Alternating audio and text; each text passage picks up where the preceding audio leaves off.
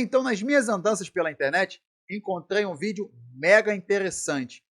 Caio Fábio, considerado pai dos hereges, foi no podcast Cortes em Destaque e revelou por que saiu da igreja. Para quem não sabe, Caio Fábio era um grande pregador no meio gospel, tá? E uma das frases que ele disse nesse vídeo aqui foi que ele não aceitava ser conivente com algumas covardias. E você quer saber realmente por que ele saiu da igreja? Então assista esse vídeo aqui até o final, tá? Então se inscreva no canal, deixa o seu like e vamos para o vídeo. Vi um vídeo, na verdade, da Ana Paula Valadão. Recentemente ela falou do senhor, falou que hoje o senhor é uma das figuras que o meio evangélico meio que rechaça. Porque eu não quis mais continuar com eles. Sim. Se eu tivesse querido continuar... Presta atenção o porquê não devemos ficar ovacionando, seja pregadores, sejam cantores, sejam líderes. Olha o que Caio Fábio, que já foi um grande pregador, vem falar agora nas redes sociais. Olha só, ele vai dizer que se eu tivesse continuado, hoje eu seria quase que um rei, quase que um deus. Mas como eu saí, todo mundo quer falar mal de mim. Olha só, foi nesse sentido que ele quis falar. Eles estavam me incensando como me incensaram a vida inteira. Mas é uma sensação de cônjuge desprezado, é o que eles têm, porque foi um divórcio unilateral. Porque eu não suportei mais ver tanta mentira, engano, dissimulação, roubo, ladruagem, de todos os tipos. Eles sabem, eles me diziam: Caio, tudo que você prega é verdade. E tudo que você prega está certo, mas não dá certo. Porque não cai dinheiro. O evangelho não atrai dinheiro. A gente tem que pregar é Moisés, é lei, é condenação, é medo, é pânico, é inferno. Então... O que até hoje muitos líderes fazem. Para quê? Para dizer, se você não pagar, você não vai para o céu. Se você não der dinheiro, você está errado. Você está em pecado, está em desobediência, porque você tem que dar dinheiro. Tá entendendo? Por que muitas igrejas estão gigantescas com muito dinheiro? Justamente por conta disso. E que só pregam coisas boas, só pregam bênção, chave de carro, chave de moto, e que vê um anjo do seu lado, e que tem um homem de branco te entregando uma carta, e aquelas que pregam a verdade e quase não falam com dinheiro, ficam cada vez mais humildes, mais simples e com menos pessoas. Não interessa o que você está dizendo, é certo, mas não dá certo para os nossos interesses. Depois de uma hora eu digo, eu que era presidente daquilo tudo, continuo aqui, vou me tornar cúmplice dessa maldade, ou eu saio disso e vou viver com a minha consciência em paz até o fim da minha vida. E olha, já faz muito tempo, porque eu tomei essa decisão em 1998, não foi outro dia. É que eles não conseguem me esquecer de jeito nenhum. Isso é verdade. Então, no vídeo, a Ana Paula Valadão fala o seguinte, que pelo motivo que eles te rechaçam, e aí eu acredito que deve ser um outro motivo, que eles meio que arrumaram um subterfúgio, foi isso? Foi um divórcio? Divorciei. Então, ela disse que é o seguinte, que por esse motivo que você foi condenado lá atrás, se a gente fosse aplicar a regra hoje, não sobrava um. Não, porque... Ela disse que é o que mais acontece. E outra coisa, tadinha, ela tem muito pouca informação sobre o que aconteceu. Até quando foi a decisão que eu tomei de me desligar deles foi unilateral e eles nem sabiam que eu ia me divorciar. Se eu não tivesse me desligado e me divorciado, eu estava aí do mesmo jeito, do mesmo modo, o tempo todo. Porque tem pastor nesse meio que já se divorciou 6, 7 vezes. E não acontece nada, traem para todo lado. Eu nunca fui disso, eu me converti e assumi uma vida séria com o Evangelho de Jesus, da maneira mais pura e mais autêntica, durante décadas e décadas e décadas. Eu não sou um menino, Tenho 70 anos e comecei a pregar bem novo. Só na televisão eu entrei em 74. Mas eu comecei a pregar e rodar pelo Brasil a partir de 73. Então, a maioria dessas... Ó, eu vou mentir para você não, tá? Esse vídeo aqui me despertou um interesse de conhecer a real história do Caio Fábio, de pesquisar aí na internet sobre as pregações dele, como ele era, e eu vou fazer isso, tá? Pessoas que estavam aí não tinham nem nascido. Então, eu sei por que esse ódio vai de geração em geração, porque eu me tornei uma voz clamando no deserto e jogando na face desse grupo perverso essas maldades todas, insuportáveis para eles. Mas é muita pedofilia, é muita promiscuidade, é muito roubo, é muita mentira, não tem Jesus, não tem evangelho. Tem igreja onde o líder já me disse, aqui é proibido pregar Jesus, porque Jesus dá azar, prega Moisés. Você não vê que em toda igreja evangélica hoje tem uma bandeira de Israel? Tem, mas então, tem um pouquinho de Moisés, tem um pouquinho do Antigo Testamento, mas tem o Novo Testamento e os Evangelhos, né? Não tem. Aonde que tem? Me diga, aonde você entre em qualquer igreja e me diga onde Jesus está sendo pregado, não como nome, porque como nome mágico, nome de poder, eles usam como um nome de magia. Agora a gente tem que ouvir e todo mundo vai generalizando, colocando a culpa em todo mundo, dizendo que não existe mais igreja que prega Jesus Cristo. De fetiche, aqui, ali e acolá, nem tanto.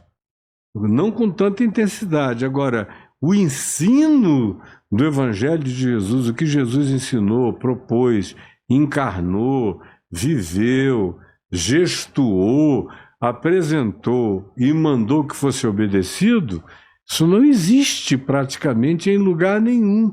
Porque se existir, vai ficar na marginalidade do processo.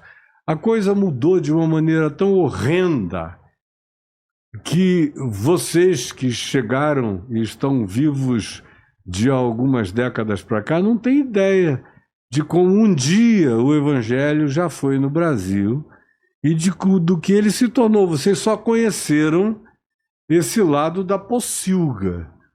Vocês só conheceram o chiqueiro do negócio. Meu Deus. Só conheceram o esgoto de Paris. Mas tem gente que faz trabalho sério. Agora, não tem não? Mas não são conhecidos. Onde é que eles estão? Ah, agora eu entendi. Agora eu entendi. E não deixa de ser uma verdade. Porque quem faz um trabalho sério, dificilmente vai ser reconhecido. Porque quem faz um trabalho sério, prega Cristo, prega a ressurreição, prega que Jesus foi crucificado, prega a bondade, a verdade, os frutos do Espírito, mas que isso não faz sucesso no ouvido de quem recebe. Ou então você tem gente que se apresenta com fachada séria, mas nos bastidores é tudo mentira. Tudo mentira. Ou uma incoerência brutal, enorme. Como eu vejo por aí, pessoas querendo se apresentar numa perspectiva de eu sou culto e sou uma pessoa cientificamente preparada, mas se você perguntar quando é que Deus criou o mundo, ele vai dizer que foi há 6.000 anos atrás. Aí como é que você pode ser arqueólogo e dizer que Deus criou o mundo há 6.000 anos atrás, se só a cidade de Jericó, que é uma bobagemzinha infante de creche de arqueologia, tem 8.000 anos de idade? Ou o Homo Carmelos, lá em Israel, tem 120.000 anos de idade, era Homo sapiens sapiens.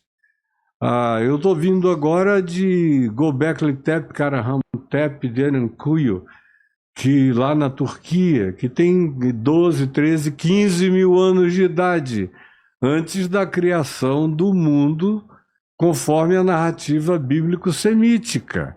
Então, até os que Aí o homem é estudado, rapaz. vocês, desculpe eu ser franco do jeito que eu sou, até os que vocês consideram mais preparados, para mim é tudo um monte de gente que eu não levo em consideração, porque quando você espreme, eles não têm argumento. e não conseguiriam ficar na minha frente para uma argumentação de qualquer nível ou ordem, de perspectiva bíblica, teológica, arqueológica, científica, genética, histórica, não aguentam. O senhor é um homem muito sábio, isso daí todo mundo sabe. Uhum. As pessoas realmente colocam você como... Você tem... Na sua trajetória provou isso, né? Uhum. Você, na época que você começou a ter esse pensamento, o que você via que te incomodava? Já existia uma certa verticalização da fé daquela época? Ah, já. Isso é antigo. Nunca não houve. Nunca? Nunca. Nunca é uma palavra meio forte. É, né? Nunca, mas é nunca. Você tem o Evangelho de Jesus e, num certo sentido, sem absolutizações tão intensas, mas Nietzsche, num certo sentido, tinha razão quando ele disse que o único cristão que existiu foi Jesus. O Evangelho morreu na cruz, né? Morreu na cruz, é. É o que ele diz. Então, mas ressuscitou de entre os mortos em Cristo. Aí você tem apóstolos sinceros que deram a vida pelo Evangelho. Veio uma segunda geração, já com algumas pequenas complicações, no segundo século. No terceiro século, continua a haver pureza de pregação do Evangelho, mas já com alguns grupos tentando fazer conciliações com as várias manifestações das filosofias gnósticas, algumas que admitiam promiscuidade de vários tipos, outras que diziam que só haveria salvação se você aprendesse algumas doutrinas gnósticas sem as quais ninguém seria salvo, até que veio a erupção do vulcão constantiniano no IV século, e aí surgiu o cristianismo. Jesus não fundou o cristianismo. Jesus não fundou nada. E a igreja que Jesus fundou é um termo utilizado do mundo grego, eclésia, que era usado para qualquer convocação humana. Era um termo que definia apenas ajuntamento, congregação. Então, quando Jesus fala de igreja, parece que é um termo que um anjo trouxe do céu, santificou, batizou, separou. Não, o mundo grego usava há séculos a expressão eclésia para definir qualquer convocação que o procurador, o procônsul, o governador, uma ordem imperial que fosse dada e fosse cumprida, e se convocava o povo para a praça. Vai aprendendo, hein? Vai aprendendo que o homem entende. Pode não estar dentro do cristianismo, como ele falou que veio com questão de Constantino, que a gente prega, né, sobre congregar, sobre estar reunido e falar de Cristo dentro do meio evangélico, mas tem que confessar que o cara entende. Para a ágora, para uma reunião onde os ditames e os protocolos, as legislações novas fossem ali colocadas, postas e imputadas, era uma eclésia. Agora, isso foi transformado numa expressão mágica. Então parece que Jesus fundou casinhas, pequenas casinhas, sem as quais Deus não habita. E quando o Evangelho inteiro, desde o Velho Testamento, você ouve os profetas, que não houve um que tenha morrido de velho. Os israelitas mataram todos esses profetas que a gente vê na Bíblia. Eles não morreram com a cabeça branca, nem nada disso. Morreram apedrejados, presos, ou como Isaías, cerrado pelo meio, pelo rei Manassés. Todos eles tiveram fins trágicos já no Velho Testamento. E os apóstolos de Jesus no Novo Testamento, o único que não morreu de morte violenta foi o apóstolo João, que morreu exilado, como exilado político na ilha de Patmos, lá no litoral da Turquia, mas é uma ilha grega. Então, de Constantino para cá, tudo que você vê é a mesma corrupção. Ou seja, a realeza, seja de que natureza ela seja, monárquica, imperialista, ou feudal, qualquer uma em qualquer tempo, ou republicana, ou presidencialista, aonde quer que haja uma manifestação de poder, você tem ali a igreja abençoando e buscando poder e querendo conluios com essas forças, porque os cristãos que tinham sido tão perseguidos no Império Romano, não o tempo todo, mas houve perseguições violentas, Calígula, Nero, Domiciano, houve vários, violentos. Tinham ficado tão traumatizados que quando chegou Constantino dizendo, olha, não vai ser mais assim, e ele chegou por uma estratégia política, porque o escriba dele chamado Lactâncio disse a ele, o único instrumento de capilarização que pode existir no Império para provocar união, no Império que já estava dividido entre Oriente e Ocidente, com fragmentação, com sede em Roma e com sede depois em Constantinopla, que pode juntar as partes desse império, é o movimento cristão, que não era chamado de cristianismo. Jesus nunca fundaria nada que tivesse o sufixo ismo. Todo ismo é sistêmico, é fechado, é amuralhado, é blindado. Todas as definições de Jesus carregam um sufixo de qualidade, de ad, no final, de abertura.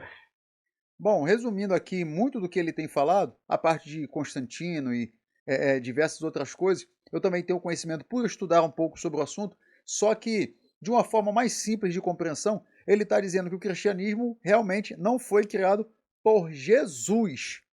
Tá? Essa ideia de igreja, reunir pessoas como a questão da eclésia. Mas agora o que ele traz como informativo para a gente é a questão de nós tirarmos um misticismo que existe através da doutrinação religiosa que as pessoas tentam aplicar até os dias de hoje. De definição qualitativa. Mas na sua época, assim, quando você começou as pregações aos 18 anos, você pensava assim? Todo mundo pensava assim ou não? Não, eu pensava assim. Você pensava assim. O meu maior problema, quando eu me converti, foi dizer, meu Deus, eu vou ter que me tornar membro da igreja. Porque era coisa que eu já conhecia desde a infância. Eu não nasci alienado de nada disso. Eu tinha uma avó presbiteriana que tinha se convertido no século XIX. A minha mãe tinha se convertido no início do século XX. Meu pai era um agnóstico que se converteu nos anos 60, depois do golpe militar.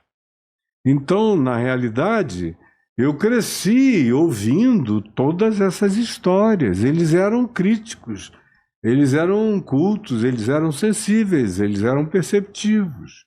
E de modo que a minha dificuldade nunca foi com Jesus. Eu sempre achei Jesus maravilhoso, eu achei Jesus o máximo. Mas a igreja me afastou durante muito tempo de qualquer vínculo com Jesus, porque parecia que o combo era inseparável, que para crer em Jesus, ser de Jesus e andar com Jesus, você tinha que pertencer a uma daquelas agremiações, a um daqueles clubes, a um daqueles guetos. E eu dizia, eu não vou aguentar um negócio desse. Eu nasci livre, fui educado livre por uma avó que era cabocla de origem indígena nativa, a avó materna, a avó paterna era francesa, da família Lavigne, o meu avô paterno era um indivíduo cultíssimo, todos os filhos e filhas tiveram curso superior, isso num tempo em que ninguém praticamente, mulher especialmente não tinha coisa alguma. Só tinha filho. Todos formados. E olhe lá, todos os filhos curso superior, todas as filhas curso superior. Então eu cresci num ambiente que de um lado era privilegiado do ponto de vista da selvaticidade natural, amazônida, e de um outro lado tinha toda aquela cultura do século XIX, meu avô era um latinista, e meu pai era um cara da 20 anos, um ser que Eu nunca encontrei ninguém como meu pai, com a pluralidade de interesses, de conhecimentos profundos nas áreas, numa polimorfia cultural extraordinária. O homem fala difícil, tá? Mas algo que a gente tem que ter cuidado para não se contaminar é não achar que todo mundo que fala um pouco mais difícil, com palavras um pouco mais elaboradas, sejam detentores da verdade. Se ele foi criado dentro de um evangelho, dentro de uma família um pouco mais, vamos colocar assim, liberal, como ele falou, sem estar aprisionado e tudo mais, não quer dizer que todos nós estejamos vivendo de maneira errada, tá? A nossa forma de adorar a Cristo, de entender quem o Senhor é, a gente vai fazer não pela religião ou pelo cristianismo, não só por conta não por conta daquilo que a gente aprendeu dos outros, mas por aquilo que está escrito na Bíblia. Só falta ele dizer agora que a Bíblia está errada, né? Então, muito obrigado por permanecer até o final. Deus abençoe a sua casa, a sua vida, a sua família. Deus te abençoe e até o próximo vídeo.